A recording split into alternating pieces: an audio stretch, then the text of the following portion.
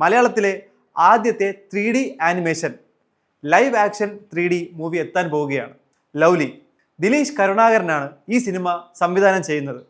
Salt and pepper, Da Thadiya, Idukki gold ഈ സിനിമകളുടെ എല്ലാം കോ റൈറ്ററായ ഠമാർ പടാറിന്റെ സംവിധായകനാണ് ദിലീഷ് കരുണാകരൻ. ഈ സിനിമയ്ക്ക് ഒരുപാട് പ്രത്യേകതകളുണ്ട്. ആഷിഖ് കപൂർ ആണ് ഈ സിനിമയുടെ ഛായാഗ്രഹണം ചെയ്തേക്കുന്നത്. അദ്ദേഹം ആദ്യമായി ഛായാഗ്രഹണം ചെയ്ത സിനിമയും ലവ്ലിയാണ്. റിലീസായത് റൈഫിൾ ക്ലബ് ആണെങ്കിലും അദ്ദേഹം ആദ്യമായി ഛായാഗ്രഹണം ചെയ്തത് ലവ്ലിക്ക് വേണ്ടിയിട്ടാണ്. ഈ സിനിമയുടെ മ്യൂസിക് കൈകാര്യം ചെയ്യുന്നത് വിഷ്ണു വിജയാണ്. ഈ സിനിമയുടെ നായക കഥാപാത്രത്തിലെത്തുന്നത് മാത്യൂസ് ആവുമ്പോൾ നായിക കഥാപാത്രത്തിലെത്തുന്നത് ഈച്ചയാണ്. അതെ, ഈച്ചയാണ് ഈ സിനിമയുടെ നായിക. നമ്മളെല്ലാം രാജമൗലിയുടെ ഈഗ സിനിമ കണ്ടതാണ്. അപ്പോൾ അതിൽ നായകനായിരുന്നു ഈച്ച.